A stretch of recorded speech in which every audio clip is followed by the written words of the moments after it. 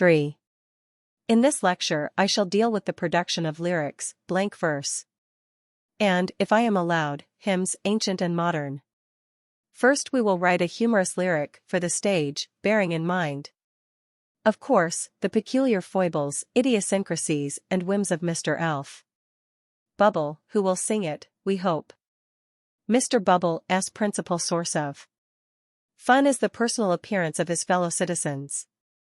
Whenever a new character comes on the stage, he makes some remark about the character's degree face, plus or minus. Whenever he does this, the entire audience rolls about on its seat, and cackles and gurgles and wipes its eyes, and repeats in a hoarse whisper, with variations of its own, the uproarious phrasing of Mr. Bubble's remark. If Mr. Bubble says, degree, but look at his face plus or minus. The audience, fearful lest its neighbors may have missed the cream of the thing, splutters hysterically in the intervals of eye wiping and coughing and choking and sneezing. Degree he said, what a face, plus or minus, or degree he said, did you see his face, plus or minus, or degree he said, is it a face plus or minus. All this we have got to remember when we are writing a lyric for Mr. Bubble. Why Mr. Bubble of all people should find so much mirth in other men's faces I can say, but there it is. If we write a song embodying this great joke, we may be certain that it will please Mr. Bubble, so we will do it. Somebody, I think, will have made some slighting remark about the government, and that will give the cue for the first verse, which will be political. We will begin. Thompson. I don't know why the people in humorous lyrics are always called Thompson or Brown, but they are. Thompson, being indigent, thought that it was time he went into England's Parliament to earn his daily bread. That is a joke against Parliament, you see, payment of members, and all that. It is good. At the same time it is usual to reserve one's jokes for the chorus. The composer, you see, reserves his tune for the chorus, and, if the author puts too much into the verse, there will be trouble between their unions. Now we introduce the face motif Thompson's features were not neat. When he canvassed Donner Street, things were said I repeat. And my old Matha said, this verse, you notice, is both in meter and rhyme. I don't know how that has happened, it ought not to be. Now we have the chorus. Degree, oh, Mr. Thompson. It isn't any good. I shouldn't like to vote for you. So I pretend I should. I know that you re the noblest of all the human race, plus or minus. That shows the audience that face is coming very soon, and they all get ready to burst themselves. Degree, I haven't a doubt, if you get in, the golden age will soon begin. But I don't like your face. Plus or minus. Asterisk solution, it comes of my having a sniff, see page 83. At this point several of the audience will simply slide off their seats onto the floor and wallow about there, snorting. The next verse had better be a love verse. Thompson wooed a lovely maid every evening in the shade. Meaning, I am much afraid to hide his ugly head. Head is not very good, I admit, but we must have said in the last line, and as we were mad enough to have rhymes in the first verse we have got to go on with it. But when he proposed one night, did it by electric light. Mabel, who retained her sight, just looked at him and said, now you see the idea? Degree, oh, Mr. Thompson. It isn't any good. I shouldn't like to marry you. So I pretend I should. I know that you have riches and a house in Eaton Place. Here all the audience pulls out its handkerchief. I haven't a doubt that you must be the properest possible match for me. But I don't like your face. Plus or minus. I have got another verse to this song, but I will not give it to you now, as I think the editor is rather bored with it. It is fortunate for Mr. Bubble that he does not have to perform before an audience of editors. Having written the lyric, the next thing to do is to get a composer to compose music for it, and then you get it published. This is most difficult, as composers are people who don't ever keep appointments. And music publishers like locking up lyrics in drawers till the mice have got at the chorus and the whole thing is out of date. By the time that this song is ready, Mr. Bubble may quite possibly have exhausted the face motif altogether and struck a new vein. Then we shall have wasted our labor.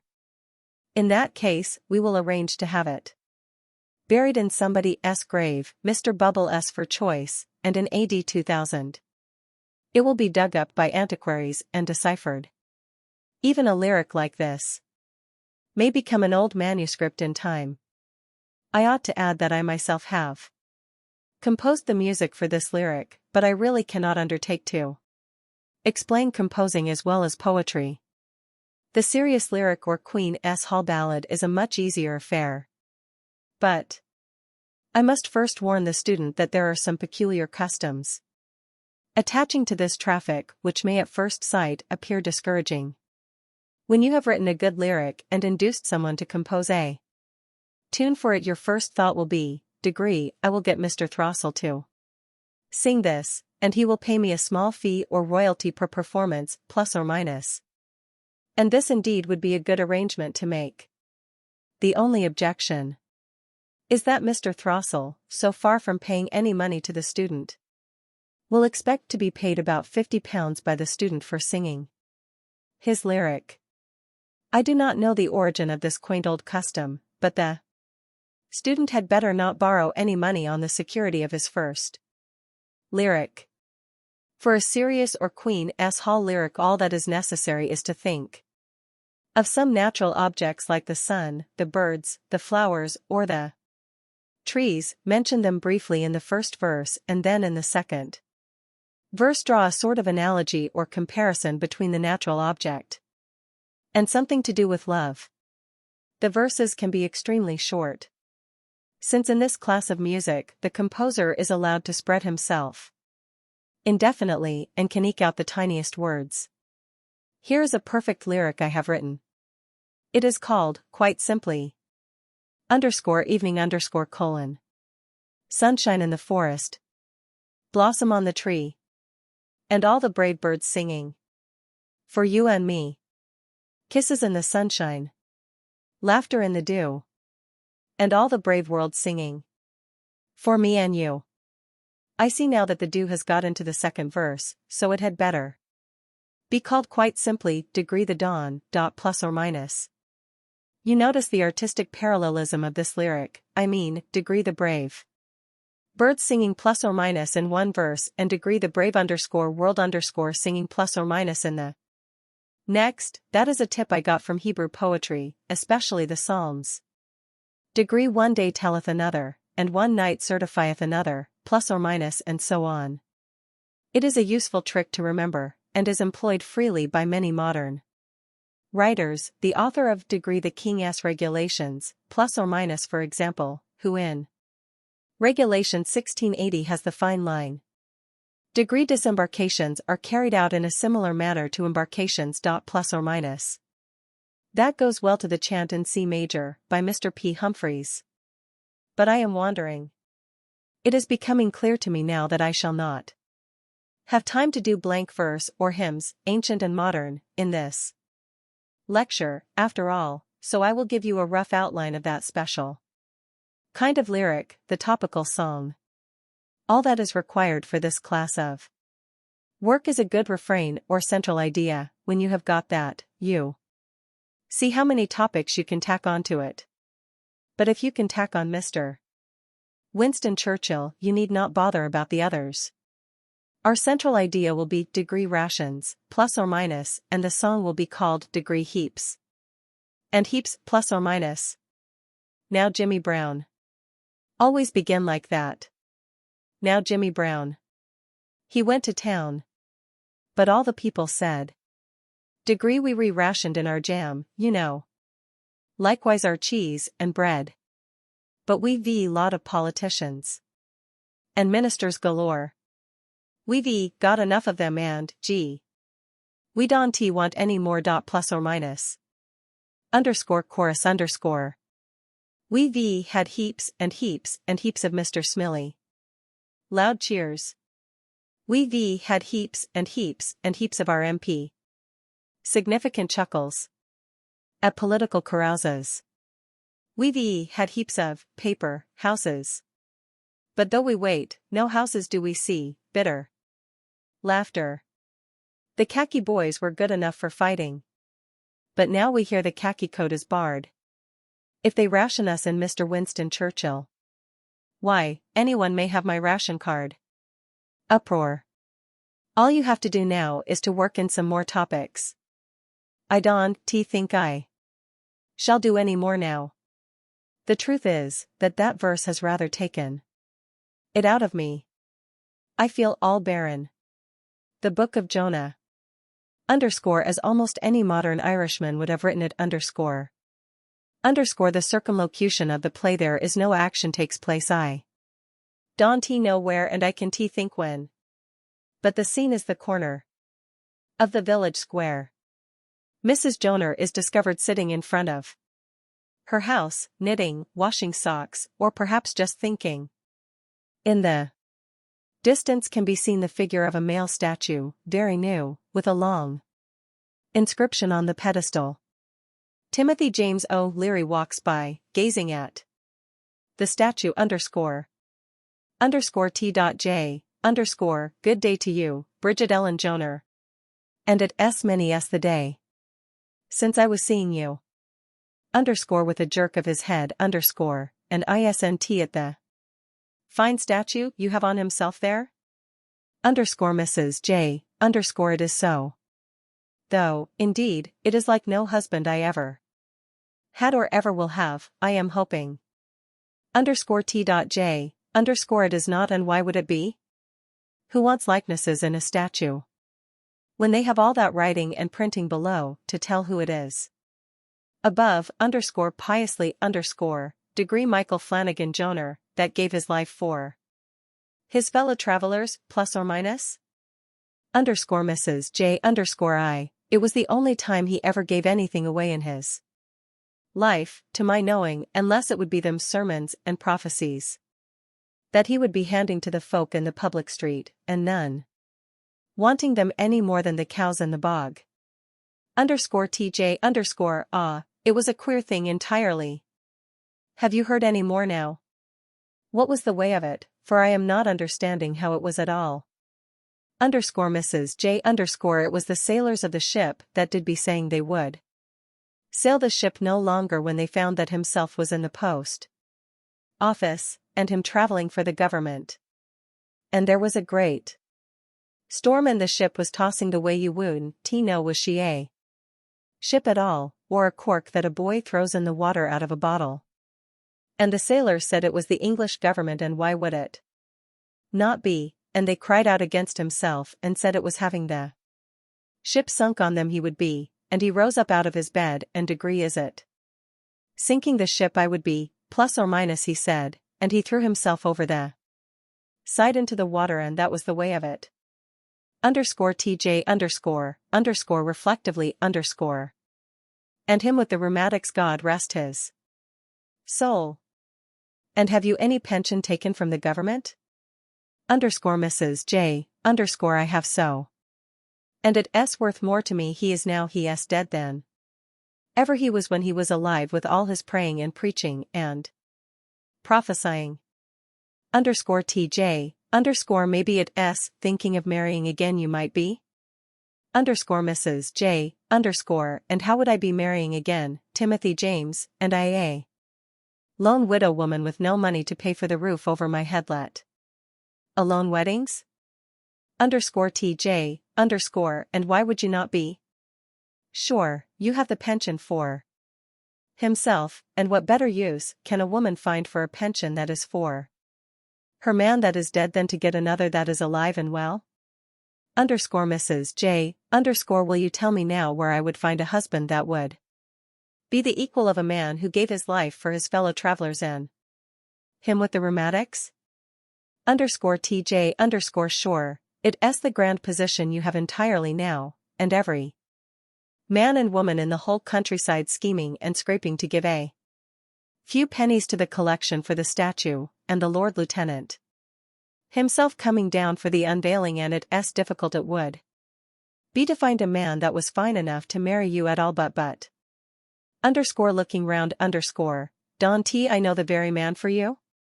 Underscore Mrs. J. Underscore and who might that be, for goodness sake? Underscore TJ underscore confidentially underscore. Come within now and I'll tell you. IDB. Fearful here that one of the lads would maybe hear me. Underscore they go into the house underscore. Underscore a man strolls along the road, looking about him with keen interest. He is wild and mysterious of aspect, with shaggy hair and travel-stained, untidy clothes. He stops with a start in front of the statue and gazes at it with amazement, then he slowly reads the inscription underscore. Underscore Mr. J. Underscore degree Michael Flanagan Joner, who gave his life for his fellow travelers. Plus or minus, underscore in stupefaction, underscore, glory be to God. Underscore turning to the house, underscore, Bridget Ellen are you within there? Underscore he turns and gazes at the statue again, underscore. Underscore there is a sound of laughter in the house. Mrs. J. and Timothy J. come out, arm in arm and affectionate, they see the man and stop dead in the doorway underscore. Underscore TJ underscore glory be to God. Underscore Mrs. J. Underscore the saints preserve us. Underscore TJ, underscore if it isn't T. Michael Joner himself. Underscore Mr. J. Underscore it is so, underscore pointing indignantly underscore. And what call had you to make a graven image of him in the public street the like of the kings of England or Parnell himself? Underscore Mrs. J. Underscore and what call had you to come back from the dead without a word of warning, and I after promising myself to a better man? Underscore Mr. J. Underscore still full of statue underscore. Degree gave his life for his fellow trav plus or minus, and is it mad you all are? Underscore Mrs. J. Underscore then you did not do so? Underscore to TJ, underscore, wasn't T I telling you? Underscore Mr. J. Underscore I did not indeed. And why would I the low heathen and I that had my fare paid to Tarshish?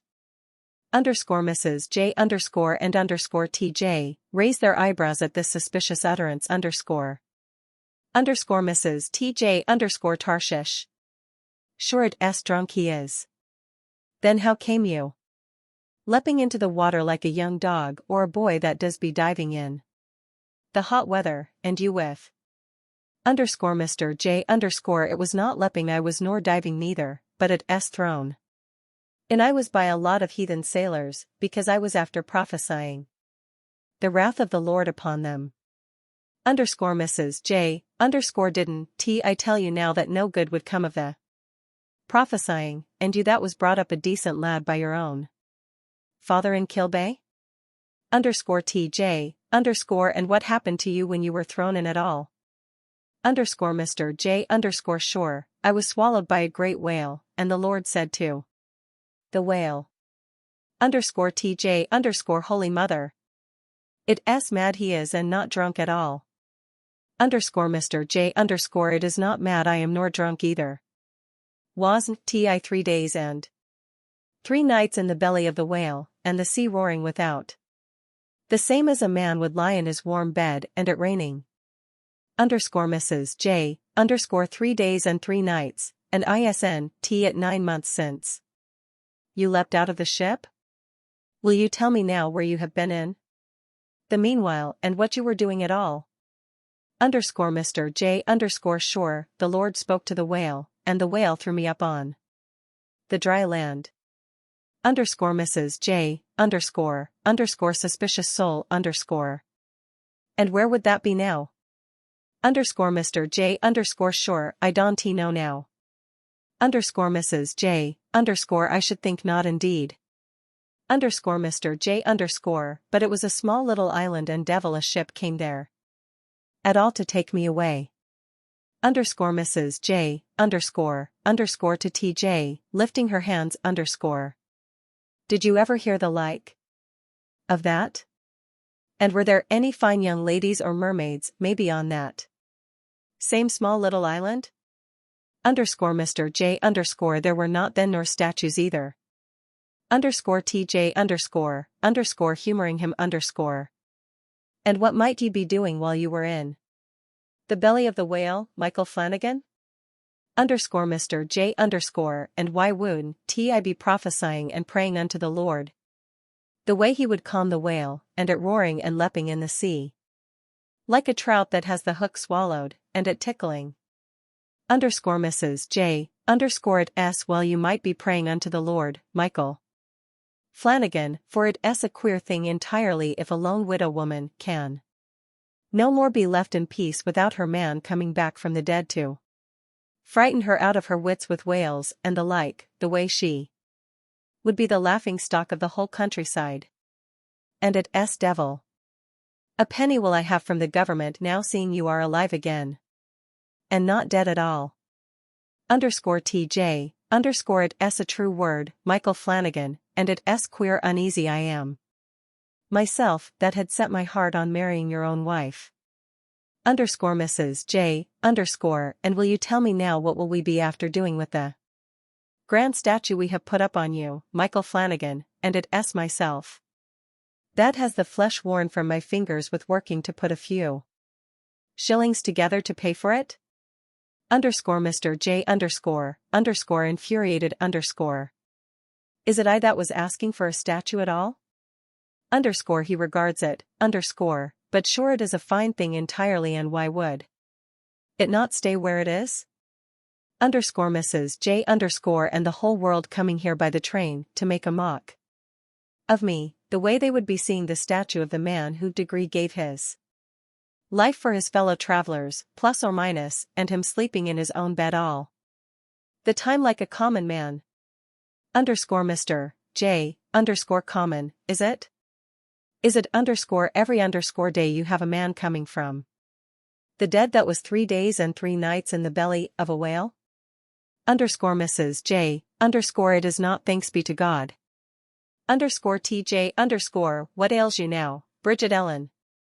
Why wouldn't we be altering the writing that is below the statue and write down this story about the whale or any other fairy story that he might be thinking of in the night and him lying awake for sure it is a grand story and I wouldn't wonder would the folk be traveling out from the big towns to see the man that was in the belly of a whale when they wouldn't walk across the road to see a man that gave his life for his fellow travelers, and the English as like as not. Underscore Mrs. J underscore it s little the money I'll be getting out of that, I am thinking. Underscore TJ underscore and why will you not? It could be that the music halls in the big towns and the theaters themselves would pay money to Michael Flanagan for no more than walking on the stage and telling the people what went on while he was in the whale the same as they would for a cow that has 5 legs or the smallest woman in the world. Sure, didn't they give Peter O'Flaherty £3 for the loan of his duck that had no legs at all? Underscore Mrs. J underscore it could be that they might, Timothy James.